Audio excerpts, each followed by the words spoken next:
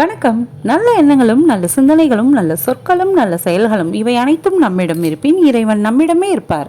சோபநாதினை சேனலுக்கு உங்களை அன்புடன் வரவேற்கிறேன். இன்னைக்கு நம்ம பார்க்க போற பதிவு என்ன அப்படின்னா, அமாவாசை முடிந்து 3வது நாள் அப்படின்னா அது 3ஆம் பிறை தரிசனம் அப்படின்னு நம்ம எல்லோருக்கும் தெரியும். ஒவ்வொரு மாதமும் வரக்கூடிய 3ஆம் பிறை தரிசனத்திற்கு ஒவ்வொரு விதமான பலன் இருக்குங்க.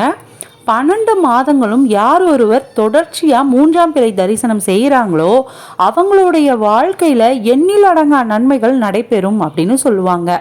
இப்படி சிறப்பு வாய்ந்த இந்த 3ஆம் பிறை தரிசனம் அப்படின்றது நம்மளுடைய வாழ்க்கையை மாற்றும் அளவிற்கு சக்தி நிறைந்ததாக திகழ்துங்க.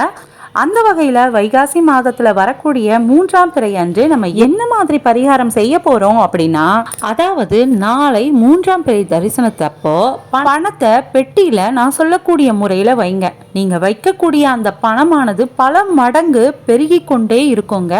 உங்களை பணக்காரராக மாற்றக்கூடிய ஒரு அற்புதமான பரிகாரத்தை சொல்ல போறேங்க. இந்த பதிவு உங்களுக்கு ரொம்பவே பலனுள்ளதாக அமையுங்க. வீடியோக்குள்ள போய் பார்க்கலாங்க. வீடியோக்குள்ள போய் பார்க்கறதுக்கு முன்னாடி என்னோட வீடியோ நீங்க ஃபர்ஸ்ட் டைம் பார்க்கறதா இருந்தாலோ இல்ல சப்ஸ்கிரைப் பண்ணாம பார்க்கறதா இருந்தாலோ சப்ஸ்கிரைப் பண்ணிக்கோங்க. பக்கத்திலேயே பெல் பட்டன் வரும், அதை நீங்க பிரஸ் பண்ணி ஆல்னு கிளிக் பண்ணி வச்சுக்கிட்டீங்க அப்படின்னா நான் போடக்கூடிய ஆன்மீக குறிப்புகளும் ஆன்மீக பரிகாரங்களும் உங்களை உடனுக்குடன் வந்து சேருங்க. அது மட்டும் இல்லாம இந்த நாள்ல இந்த பரிகாரம் செய்தீங்க அப்படின்னா நல்ல பலன் கிடைக்கும்னு சொல்லக்கூடிய பரிகாரங்களை நீங்க முன்கூட்டியே தெரிஞ்சுக்கிட்டு அந்த அற்புதமான நாள்ல இந்த பரிகாரத்தை செய்து பலனையும் பெற முடியும். அதனால மறக்காம சப்ஸ்கிரைப் பண்ணிக்கோங்க. வாங்க இப்ப நம்ம வீடியோக்குள்ள போலாம்.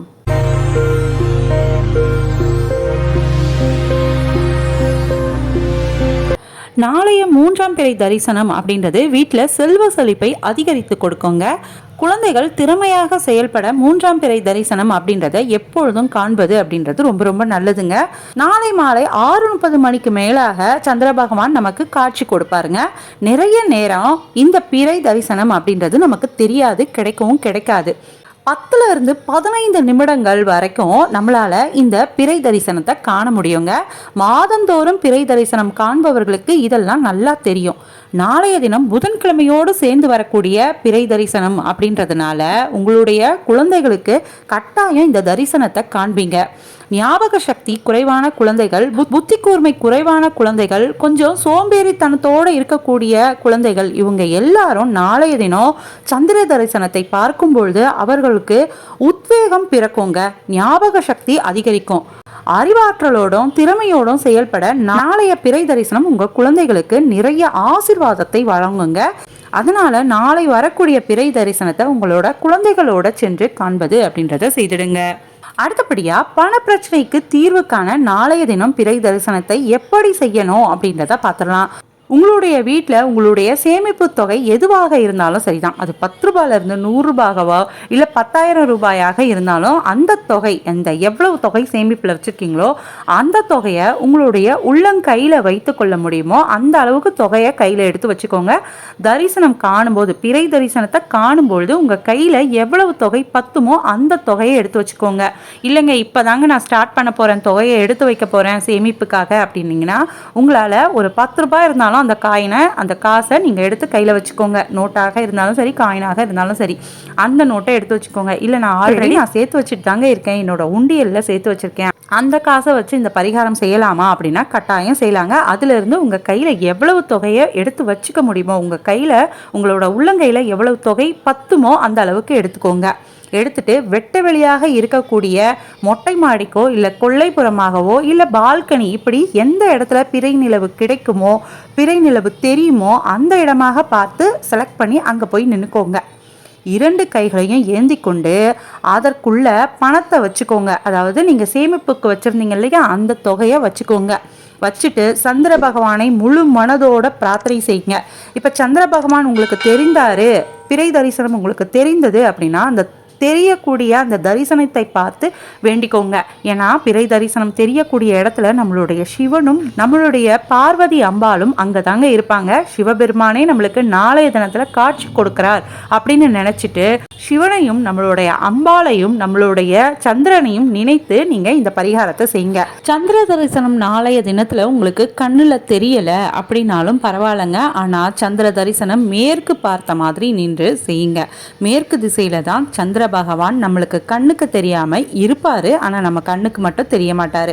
அதனால் அவர் தெரியலைனா கூட அந்த திசையை பார்த்து நின்ற மாதிரி நான் சொல்லக்கூடிய இந்த பரிகாரத்தை அப்படியே செய்யுங்க. மந்திரத்தையும் சொல்லுங்க.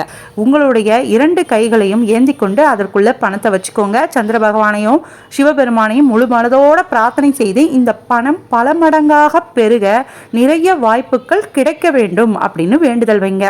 கூடவே நான் சொல்லக்கூடிய இந்த ஒரு மந்திரத்தை சொல்லணும்.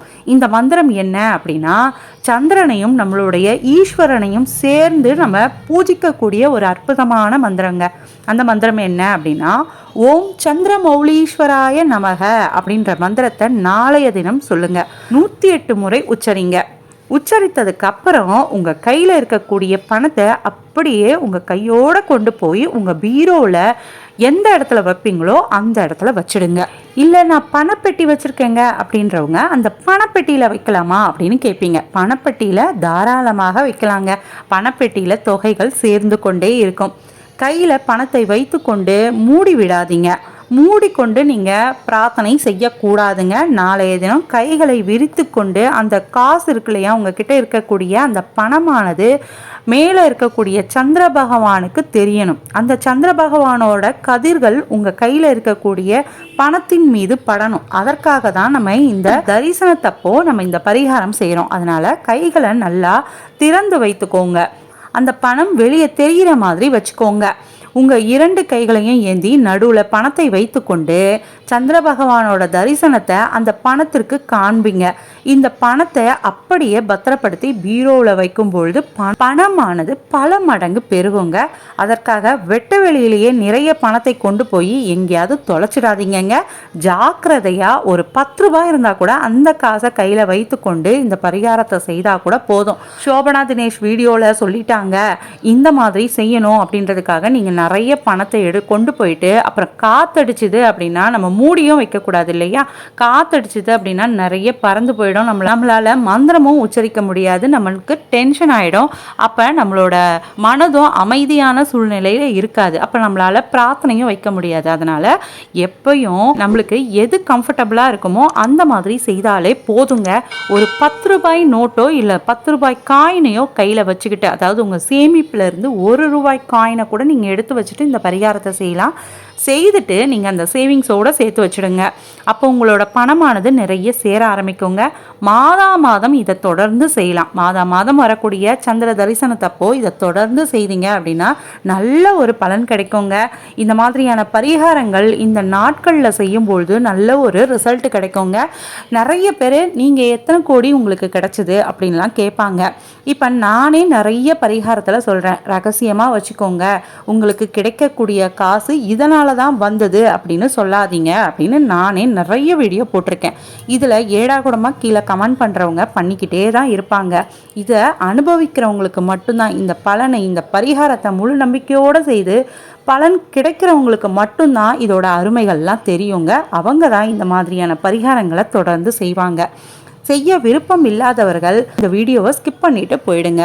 உங்களுக்கான வீடியோஸ் நிறைய இருக்குங்க. அந்த மாதிரியான வீடியோக்களை பாருங்கள்.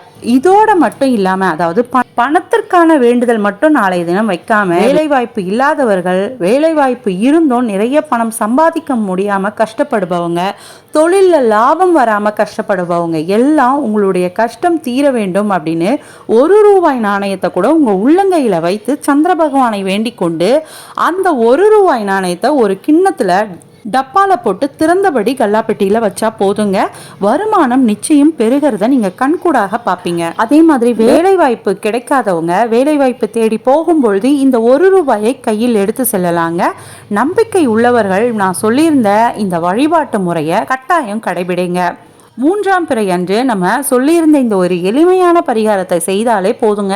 நம்ம கையில் இருக்கக்கூடிய பணங்கள் பெருக தொடங்கும். எப்படி 3ஆம் பிறையானது வளர்ந்து கொண்டே பௌர்ணமி நிலவு மாதிரி பிரகாசமாக இருக்கிறதோ அதே மாதிரி நம்மளுடைய வாழ்க்கையில் பொருளாதார நிலை அப்படின்றது கொஞ்சம் கொஞ்சமாக வளர்ந்து நம்மளுடைய பொருளாதாரம் மிக பெரிய அளவில் பெருகி கொண்டே இருக்குங்க, வளர்ந்து கொண்டே இருக்கும். நம்பிக்கையோட இந்த பரிகாரத்தை யாரெல்லாம் செய்ய போறீங்க அப்படின்றத கீழே கமெண்ட்ல சொல்லுங்க. உங்களுக்கு இந்த வீடியோ பிடிச்சிருக்கோம் அப்படின்னு நான் நம்புறேன். இந்த வீடியோ பிடிச்சிருந்தது அப்படின்னா லைக் பண்ணுங்க. உங்களோட ஆதரவுக்கு மிகப்பெரிய நன்றிகள். தேங்க்யூ. வாழ்க வளமுடன், வளர்க அன்புடன். அன்பே தெய்வம், நற்றுணையாவது நமச்சிவாயமே. திருச்சிற்றம்பலம்.